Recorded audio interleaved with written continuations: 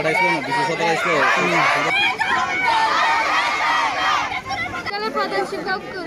প্রধান শিক্ষককে হঠাৎ করে বদলি করে দেওয়া হয়েছে, সেই দাবিতে আমরা রাস্তাতে অবরোধ করব।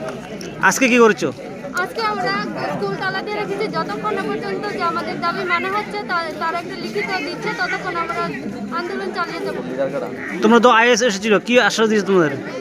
আমাদের বলেছে যে আমরা একটা লিখিত দিতে, কিন্তু আজকে তো স্যারের লাস্ট, আমরা আজকে স্যারকে তারা জানবে না, আজকে করছে। আমরা যতক্ষণ না তারা আমাদের দাবি মানছে ততক্ষণ আমরা আন্দোলন চালিয়ে যাবো।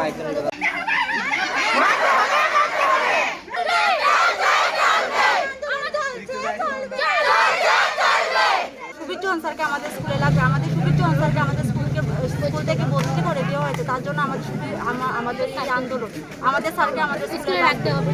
কোন স্কুল এটা? এটা পূর্ব গোকুলনগর দ্বাদশ শ্রেণী বিদ্যালয়। তার আগে তো তোমরা রাস্তা অবরোধ করেছিলে, তা কি আশ্বাস পেয়ে রাস্তা অবরোধ মুক্ত করেছিলে? ওরা কথা দিয়ে দিয়েছিল যে আমাদের দাবি মানবে, কিন্তু আমাদের দাবিটা মানছে না।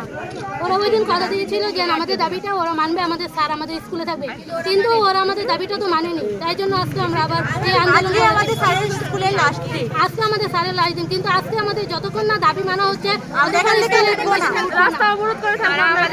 যদি আমাদের স্কুলে না থাকে আমরা অনির্দিষ্টকালের জন্য আমাদের স্কুল বন্ধ থাকবে, স্কুল তালা খোলা হবে না।